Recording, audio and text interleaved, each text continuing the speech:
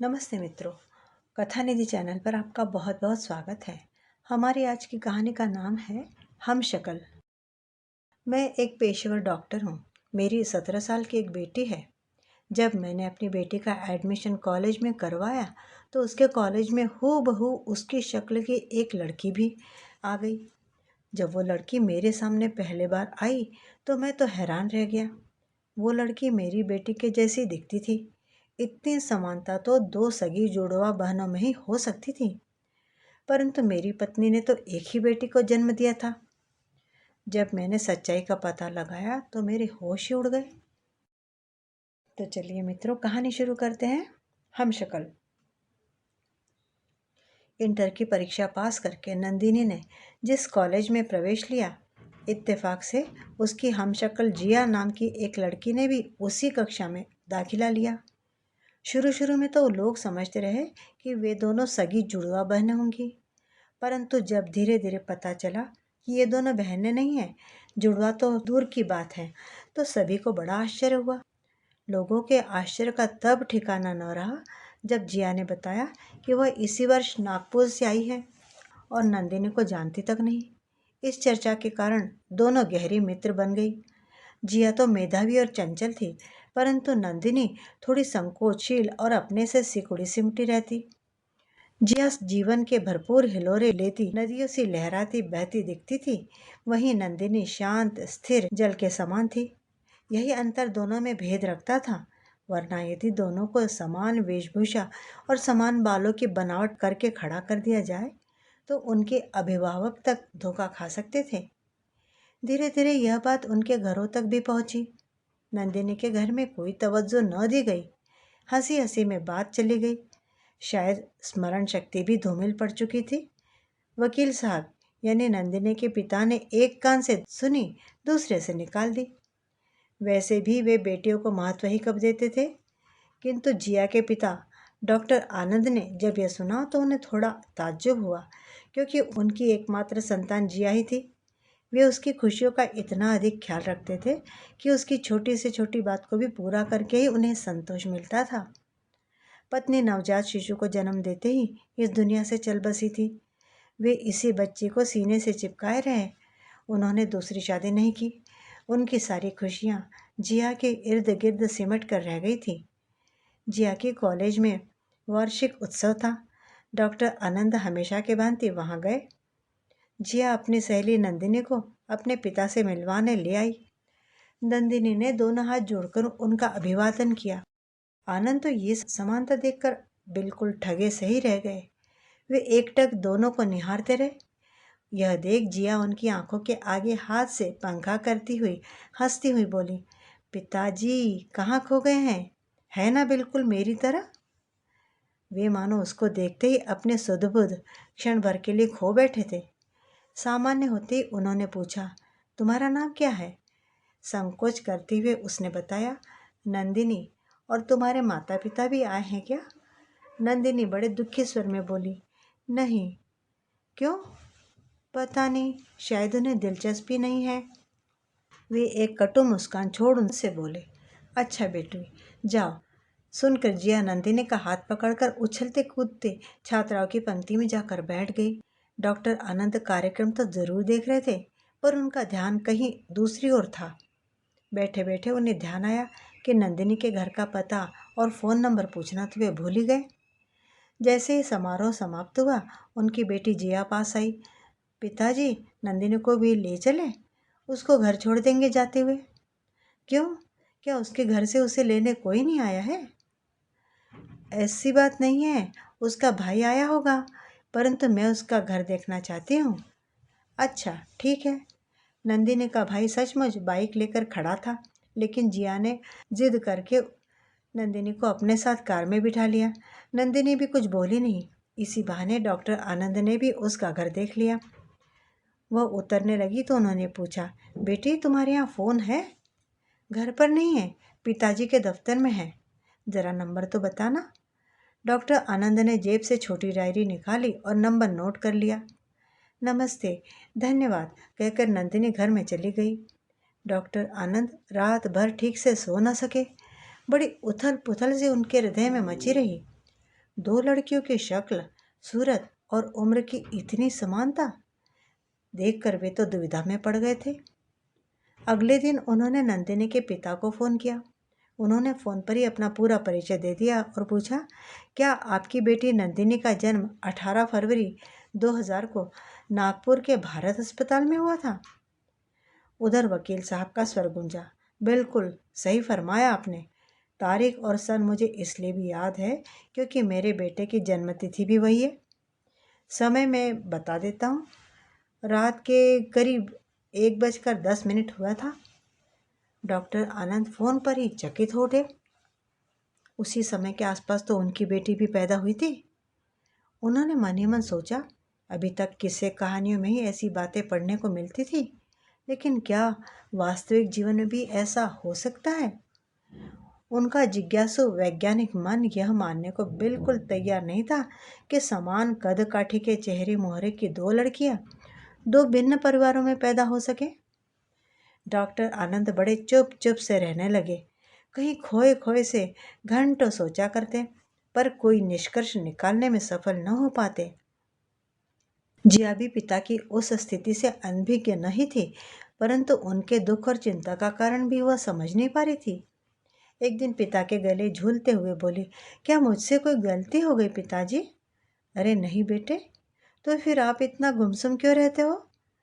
मुझे आपका इतना गंभीर होना बहुत खलता है पिताजी। डॉक्टर आनंद बेटी के गाल पर थपथपाते हुए हंस दिए और बोले, बेटी तुम अपनी सहेली को रविवार के दिन घर ले आना, हम सब बैडमिंटन खेलेंगे। सुनकर जिया खुशी खुशी वहाँ से चली गई। डॉक्टर आनंद का वैज्ञानिक दिमाग कुछ परीक्षण कर लेना चाहता था। रविवार को गाड़ी लेकर जिया अपनी सहेली के घर उसे लाने गई तो डॉक्टर आनंद दरवाजे पर बड़ी बेचैनी से टहलते रहे, सोचते रहे अपने परीक्षण के विषय में। इंतजार में घड़ियां बीत रही थी और जिया का कहीं अता पता नहीं था। अंत में गाड़ी बंगले में दाखिल हुई, लेकिन यह क्या, नंदिनी तो उसके साथ थी नहीं, यह तो कोई और ही लड़की थी। जिया को क्या मालूम कि उसके पिताजी के दिमाग में क्या गूंज रहा है, या वह किस विशेष सहेली को लाने को बोले थे। वो पास में जाकर खड़ी हो गई और बड़ी शान से बोली, चलिए अब खेलते हैं। गीता को देखकर डॉक्टर आनंद क्या बोलते, उनका तो तीर खाली चला गया था। वह जिया, उसे क्यों नहीं लाई तुम? जिया हंस दी, पिताजी उसे खेलने में विशेष दिलचस्पी नहीं है। डॉक्टर आनंद ने मन ही मन अपने को कोसा, क्योंकि वे बेटी से वादा कर चुके थे, इसलिए बिना मन से ही बैडमिंटन खेलने लगे। बच्चों के साथ खेलते खेलते थोड़ी देर को वास्तविकता को भूल गए, अपने परीक्षण परिणाम को, और उनके साथ नोकझोंक करते खेलने लगे। एक दिन इत्तेफाक से नंदिनी स्वयं ही अपने भाई के साथ डॉक्टर आनंद के क्लिनिक पहुंच गई। उसके गाल में सूजन आ गई थी, अंदर की दाढ़ में काफ़ी दर्द था। डॉक्टर आनंद को तो मानो बिना लाग लपेट के परीक्षण करने का सुराग हाथ लग गया था। कहाँ तो उन्होंने सोचा था कि जिया जब नंदिनी को लेकर घर आएगी तो खेल तो एक बहाना होगा, वास्तव में तो उसका दंत परीक्षण मजाक मजाक में करके अपनी शंका दूर करेंगे वे। उन्होंने नंदिनी का मुंह खोलकर परीक्षण किया, उसका इलाज तो किया ही, साथ ही यह भी नोट किया कि नंदिनी के पीछे के संपूर्ण दांत न होकर केवल दो ही दांत है। अगली सुबह उन्होंने जिया को बुलाया और उसका दंत परीक्षण किया। वे दंग रह गए, उसके भी पीछे के केवल दो ही दांत थे। उन्हें विश्वास हो गया कि जिया और नंदिनी दोनों जुड़वा ही है। जरूर किसी ने बीच में शरारत की है, कहीं ऐसा तो नहीं कि उनकी एक बेटी किसी ने चुरा ली हो। उनका मन बहुत व्याकुल हो गया। डॉक्टर आनंद पत्नी के प्रसव से 8 माह पूर्व ही विदेश चले गए थे। उन्हें तो जब पत्नी के निधन का समाचार मिला था तो वे भागे भागे चले आए थे। उनकी जिज्ञासा उन्हें नागपुर खींच ले गई। उन्होंने अस्पताल से सारी रिपोर्ट निकलवाई, परंतु व्यर्थ। रिकॉर्ड में तो एक ही बच्चा लिखा हुआ था। थोड़ी देर बाद उन्होंने सोचा, क्यों न नंदिनी का रिकॉर्ड देख लिया जाए। पहले तो हॉस्पिटल कर्मियों ने इनकार कर दिया, लेकिन डॉक्टर आनंद को वहाँ के डॉक्टर मनोज बहुत अच्छी तरह जानते थे। उन्होंने कह सुनकर नंदिनी का रिकॉर्ड निकलवा दिया। विमला के 2 जुड़वा बच्चे होने का रिकॉर्ड था। साथ में यह भी लिखा था कि एक ही नाल से दोनों बच्चे जुड़े हुए थे। उन्होंने देखा वजन के स्थान पर एक बच्चे का वजन स्वस्थ बच्चे के वजन के बराबर काट कर लिखा गया था। यह बात वह समझ ना सके कि आखिर एक ही नाल से जुड़े बच्चों के वजन में इतनी असमानता कैसे, जबकि जुड़वा बच्चों का वजन जन्म के समय एक स्वस्थ बच्चे जितना नहीं होता है। ऊपर से लड़के का वजन काट कर लिखा हुआ था। यही नहीं, मात्रा भी कम थी, मानो भूल से लड़की लिख दिया गया। उन्होंने फिर अपनी फाइल देखी, कहीं कुछ कटा-पिटा नहीं था। इतना उनके दिमाग में दौड़ा भी नहीं कि बेटा को बेटी करने में या लड़का को लड़की करने में कहीं काटने पीटने की जरूरत ही नहीं पड़ती। चुपचाप घर लौट आए। पहली हल ही नहीं हुई थी। यदि जिया नंदिनी की बहन थी तो उनका बच्चा कौन था, वह कहाँ गया? उनकी उत्सुकता इतनी तीव्र थी कि वे रात दिन सोचते ही रहते। नंदिनी जिया से मिलने आ जाती। उसे बड़ा आनंद आता था जब डॉक्टर आनंद दोनों के साथ गपशप में व्यस्त हो जाते थे। एक दिन डॉक्टर आनंद ने नंदिनी और जिया के खून का परीक्षण किया। दोनों की कार्डियोग्राफ, उंगलियों के चिन्ह, विभिन्न अंगों के एक्सरे, कानों के पर्दे, आंखों के अंदर की नसों आदि की फोटो ले डाली। ज्योति ने हंसते हुए कहा, नंदिनी, पिताजी यह देखना चाहते हैं शायद कि हम किसी गंभीर रोग से पीड़ित होने वाली तो नहीं है। उन्हें यह सब करने में बड़ा मजा आता है। डॉक्टर आनंद ने जितने भी परीक्षण किए उन सबसे यही साबित हुआ कि दोनों लड़कियां जुड़वा बहनें ही है। वे दुविधा में डूबे सोच रहे थे कि अंतिम मान्यता प्राप्त परीक्षण रह गया। यदि वह परीक्षण हो हल्ला करके करेंगे तो हो सकता है उन्हें अपनी जिया तक से हाथ धोना पड़ जाए, और यदि लड़कियों को मूर्ख बनाकर करना चाहेंगे तो वे तैयार न होंगी। किसी सूरत में परीक्षण भी तो अजीबोगरीब था। यदि लड़कियों को राजी करने का प्रयत्न करते तो वे उन्हें पागल ही समझती। किसी घायल व्यक्ति का अगर मांस कहीं से उखड़ जाए तो उसी की जांघ का मांस काटकर उस स्थान पर लगा दिया जाता है, परंतु किसी दूसरे व्यक्ति का मांस लगाने से वह सूख जाता है। यहाँ तक कि उस घायल व्यक्ति के माँ बाप, भाई बहन का मांस भी काम नहीं दे सकता। सिर्फ जुड़वा भाई या बहन का मांस काम दे सकता है। अब इस परीक्षा के लिए भला जवान लड़कियां कहाँ से तैयार होती? डॉक्टर जी ने सोचा, सारे परीक्षण अभी तक पक्ष में गए हैं, फिर इस एक परीक्षण को लेकर शंका बने रहने देना कोई अक्लमंदी नहीं है। वे जान गए थे कि दोनों लड़कियां एक ही माँ की है, किंतु प्रश्न था कि उनका बच्चा कहाँ गया। क्या किसी ने बच्चे बदल दिए? पर क्यों? यह प्रश्न वह सुलझा नहीं पा रहे थे। क्योंकि जिया देखने में सुंदर स्वस्थ बच्चे के रूप में थी और अपने यौवन के चढ़ते और भी निखर आई थी। लंगड़ी, लूली, गूंगी, काली, कोई भी दोष तो न था उसमें। फिर किसी ने क्यों बदला? वे इस गंभीर प्रश्न में उलझे हुए थे कि उनके एक दोस्त ने टोका, क्या बात है आनंद, कुछ परेशान से दिखते हो? कोई स्त्री अपना बच्चा किसी दूसरे से किन किन कारणों से बदल सकती है यार? उनके दोस्त ने मुस्कुराकर जवाब दिया, अपने भारतीय समाज में सबसे प्रमुख और पहला कारण तो लड़का है, जिसे पाने के लिए वे पूरा वाक्य न कह पाए थे कि डॉक्टर आनंद के दिमाग में बिजली सी कौंध गई। रिकॉर्ड पर लिखी हस्तलिपि उन्हें याद हुई, जिसमें लड़की शब्द के ऊपर की मात्रा कटी थी और वजन भी काटकर सामान्य बच्चे का लिखा गया था। अब उन्हें विश्वास हो गया कि जरूर दाल में काला है, परंतु फिर एक दुविधा थी। नंदिनी के पिता एक प्रतिष्ठित वकील थे, जिनके पास न धन की कमी थी और न ही विद्वत्ता की। डॉक्टर आनंद एक दिन बिना बुलाए मेहमान की तरह नंदिनी के घर पहुंच गए। वकील साहब सपरिवार घर पर मौजूद थे। नंदिनी ने उनके साथ जिया को ना देखकर पूछा, चाचा जी, जिया नहीं आई? वे हंसकर बोले, नहीं बेटी, मैं घर से थोड़े ना आ रहा हूँ, मैं तो सीधे क्लिनिक बंद करके तुम्हारे घर आ धमका हूँ, तुम्हारे हाथ की चाय पीने। उनके इतना खुलकर बोलने से सब हंस पड़े। वकील साहब बोले, अरे चाय ही क्यों, कुछ और पीना चाहेंगे तो वो भी मिलेगा। उन्होंने बड़ी शिष्टता से इशारा समझते हुए कहा, क्षमा कीजिए, मैं चाय के सिवा कुछ और नहीं पीता। वकील साहब के बच्चों ने बारी बारी आकर नमस्ते की तो वे पूछ बैठे, इनमें से जुड़वा कौन है? इस अकस्मात किए गए प्रश्न पर विमला चौंक गई। नंदिनी भी ताज्जुब में पड़ गई, क्योंकि उसने कभी जिया से अपने जुड़वा भाई होने की बात कही नहीं थी। नंदिनी और यह मेरा बेटा संदीप, ये दोनों जुड़वा हैं। वकील साहब मुस्कुराते हुए बोले, डॉक्टर आनंद ताज्जुब से देख तो रहे थे, पर विचलित तनिक न हुए। बेटे की ओर टकटकी लगाए देखते रहे। बिल्कुल चेहरा मोहरा, नाक नक्श उनके जैसा ही था।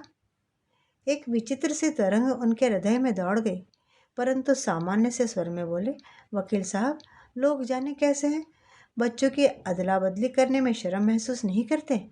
एक लड़के के लिए लोग दूसरे का बच्चा चुरा लेते हैं।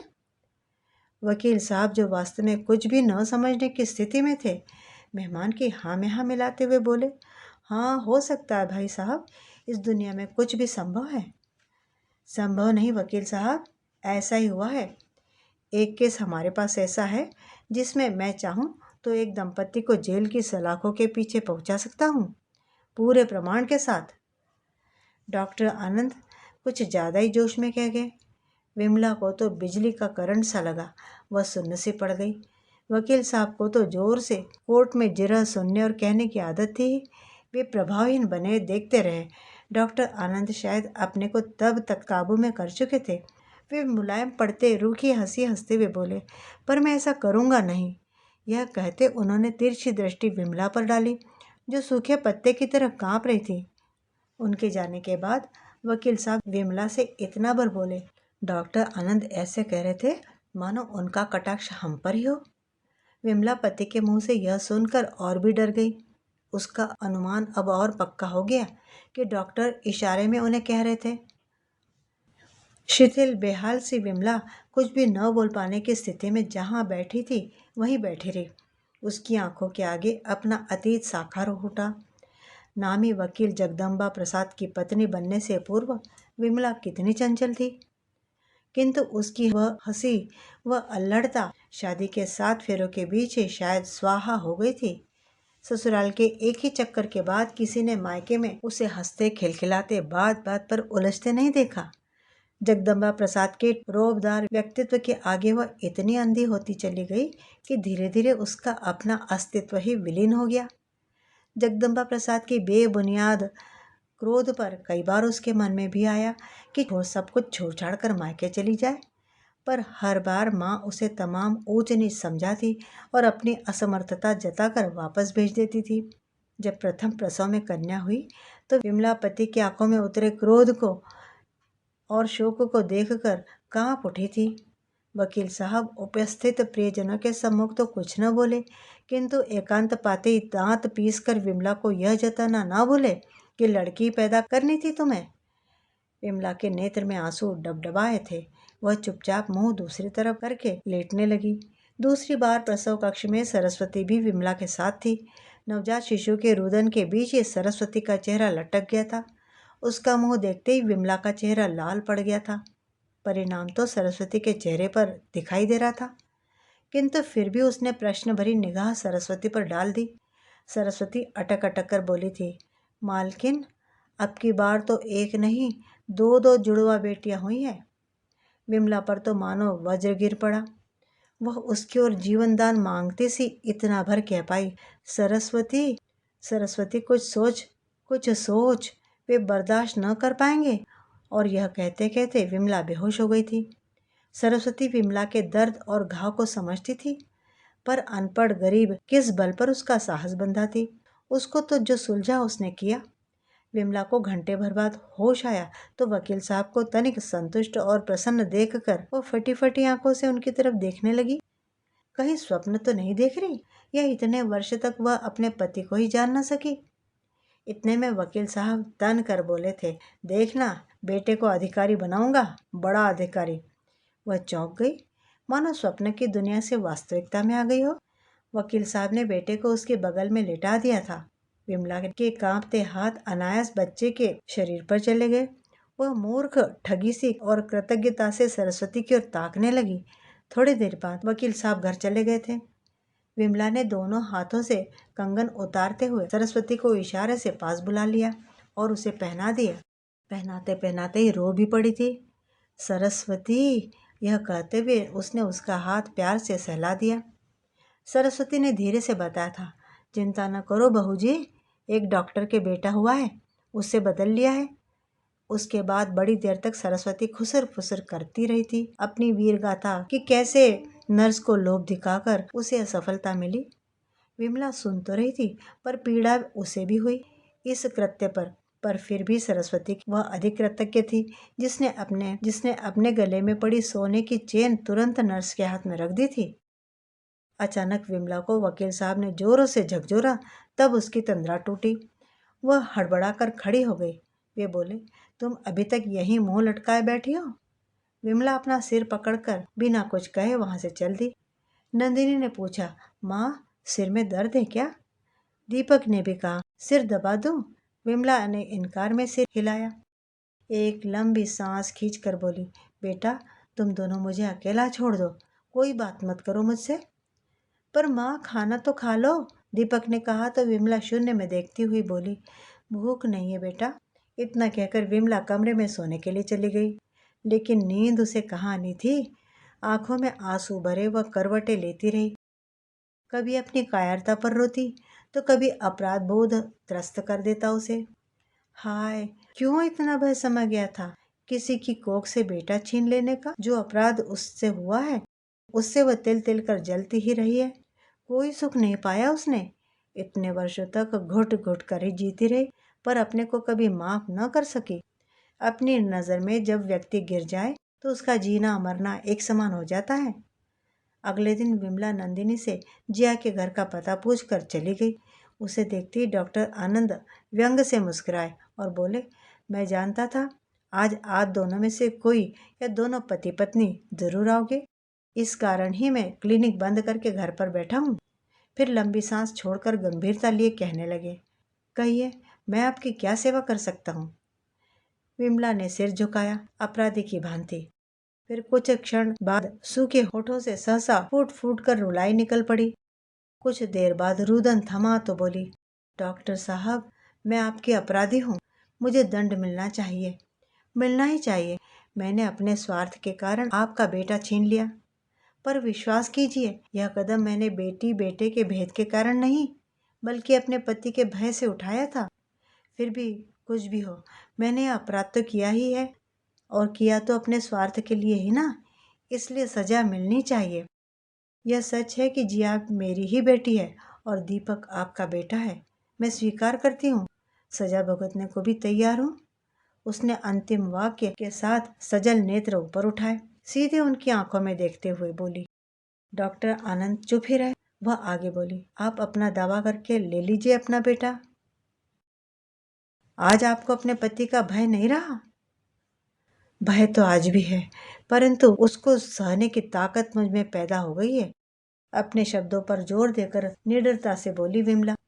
जिया, जिसने सब कुछ सुन समझ लिया था, कमरे की ओर से उनके सामने आते हुए बोली, पिताजी, मैंने आपको बहुत दुख दिया है। इतना कहकर वह उनके पैरों में गिर पड़ी। उसकी आंखों से आंसू बह रहे थे। डॉक्टर अनंत अचकचा गए। इस स्थिति की तो उन्होंने कल्पना भी न की थी। उन्होंने उसे उठाते हुए आश्चर्य से पूछा, तू कब कॉलेज से आई? और फिर तुझे मालूम है ना, हमारे यहाँ बेटियां पाँव नहीं पड़ती। तू रो क्यों रही है पगली? तेरे बिना तो मेरा जीवन ही व्यर्थ है। उसे दुलार से समझाते हुए बोले, तू तो मेरे शरीर का हिस्सा है। जिया, मैं दीपक लेकर क्या करूँगा जब जिया ही ना होगी? तू तो सचमुच मेरी जिया है, जिया।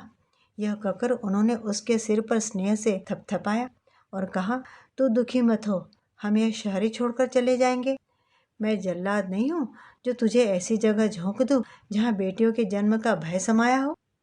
तू तो मेरा बेटा और बेटी दोनों ही है। नहीं पिताजी, मुझे पता है आप मुझे मानसिक रूप से असुरक्षित नहीं देखना चाहते, पर मैं इतनी स्वार्थी कैसे हो सकती हूँ? मैंने आज तक बहुत लाड़ प्यार और दुलार आपसे पाया है। यद्यपि मैं आपको खोना तो नहीं चाहती, पर आपको आपके बेटे से वंचित रखना भी। चुप! जोर से बीच में ही डॉक्टर साहब ने उसे टोका। बहुत बोलने लगी है। विमला आगे बढ़कर जिया से आंखें मिलाने का साहस नहीं कर पा रही थी। गले लगाने का तो दूर ही रहा। वह बोली, डॉक्टर साहब, मैंने आप जैसे महान व्यक्ति के साथ धोखा किया। मुझे सजा मिलनी ही चाहिए। मैं दंड की ही अधिकारी हूँ। इतना कहकर वह फिर से रोने लगी। डॉक्टर आनंद को अब विमला पर क्रोध तो आ ही रहा था, पर वे उसे सजा भी नहीं देना चाहते थे। कुछ चिढ़कर बोले, जानती है, आपको भय तब हुआ जब आप मोह में बंधी थी।